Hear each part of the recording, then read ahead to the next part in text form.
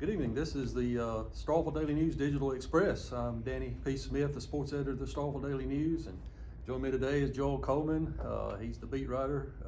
Also helps us with high schools for our paper. And Joel, it's championship week for Starkville Academy.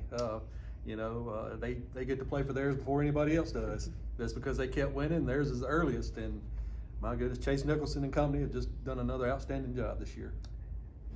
You can't say enough about them. I mean, I don't know that anyone really thought that they would get past last week.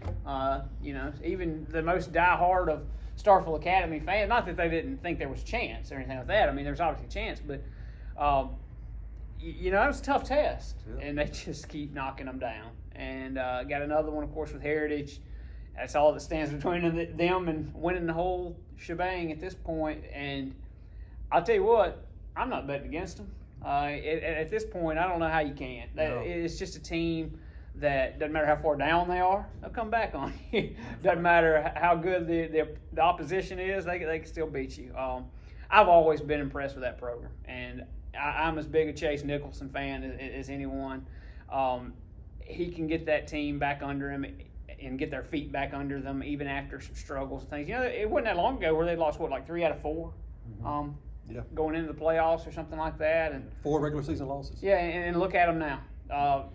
It is a testament to those kids for buying in. It's a testament to that coaching staff for allowing or for installing in those kids that never say die-ness or however you want to put it. Yeah. They just don't quit. And here they are, 48 minutes of football maybe from winning the whole thing. And that's pretty cool. It's definitely been a team effort, but you look at C.J. Jackson, over 1,600 yards rushing.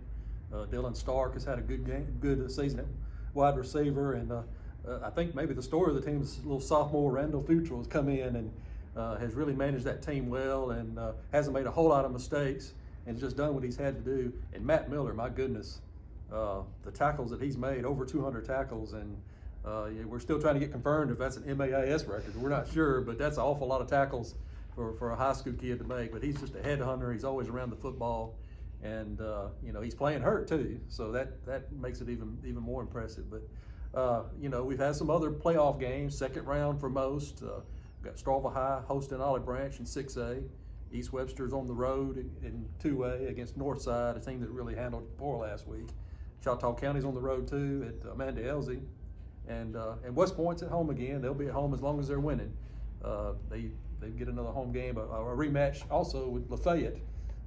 Most of these playoff games are rematches. So it's I know Lafayette is usually a good game for West Point, but we'll see how this one turns out. Yeah, and West Point's another team that I just think you'll never find me betting against them. It seems like more often than not here lately they're holding a golden ball at the end of the year. So yeah. So good luck to anybody that wants to try to knock off the Greenies, I guess. I mean they are, battle tested. That coaching staff knows what it takes, and you can't say enough about experience. And there ain't going to be a single game that's too big for that coaching staff or for those players. Yeah. And this is just almost part of the regular season for them at this point. Yeah, I was going to say, if they get it done this year, it may be the best job for Chris Chambliss and his staff, because they've had to fight through injuries and a lot of issues to get to this point, and they're still winning. So, but a little bit on Starkville High, because Olive Branch is a team we didn't expect to be here, but they beat Madison Central, so they better take the Conquistadors heavy, I think. Yeah, you can't take any game lightly, but now here you are in the second round of the playoffs. Nobody's playing this week is a pushover. Exactly. That's for sure. You get to this point, you're ready. Though, it comes down, I think, to start just playing clean football. I think they're the better team in the game, but at this time of year, I'm going to use a Joe Moorheadism, which I don't know how great that goes over nowadays in this part of the world, but the margin for error is not big at all in these games. And so while I believe Starkville has the most talent that'll be on the field Friday night, they can't do just a whole lot of messing around and turnovers and missing blocks and assignments. And these two teams are good enough that if you do some of that, you could easily get popped, and then next week you're sitting at home. Yeah. I think it's a situation where the best team wins. Starkville High is in good shape. And if they handle their business and keep their head on straight and do all the things that, play clean football, I think they'll be fine.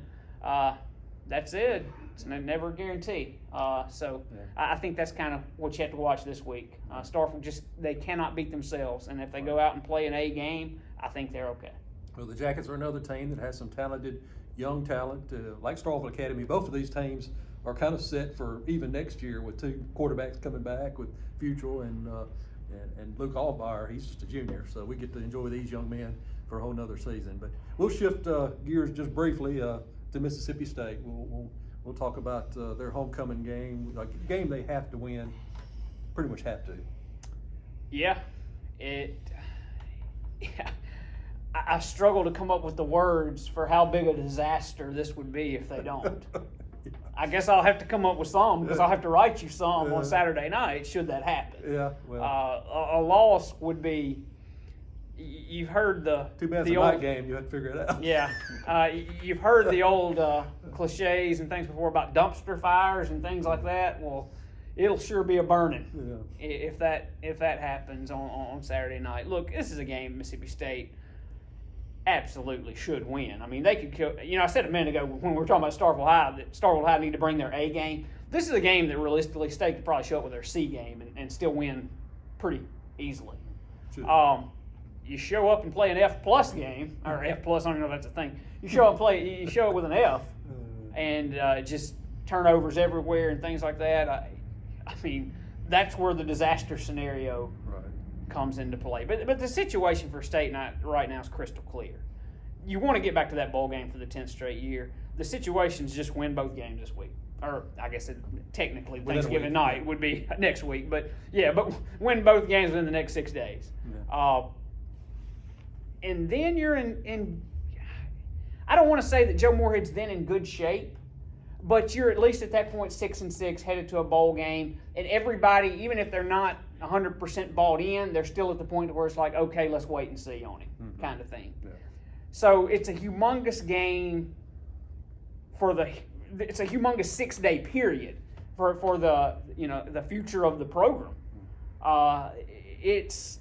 The wheels could fall off, and we could be discussing a coaching search in a week, or it could be A-okay and headed to a bowl game for a 10th straight year. Right.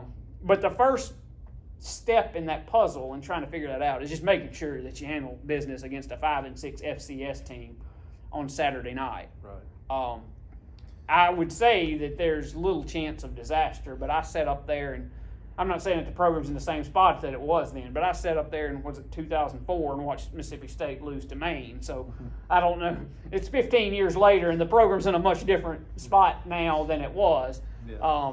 But that day, if it taught me nothing else, it was to just never say never. It used to at least go to bowl games every year. Yeah. So. But that said, State, it's a game they got to win, and it's just a game that you don't even want it to get to close to halftime and it even still be a game. You want to be pulling away, and in the second half you've got some of those true freshmen and guys, giving guys rest, and State needs to be healthy for the Egg Bowl on Thanksgiving. Right. Well, the little bit of research I've been able to do on Abilene is they've won 2 overtime games. So if they stay in it, they can they can make it tough on an opponent. But of course they're playing in their league. But it's going to be another interesting weekend. Of course, holidays are approaching, and we'll have some more things to talk about real soon. But enjoy this weekend's games. But I'm Danny Smith and Joel Coleman for the Digital Express this week. Y'all have a good evening.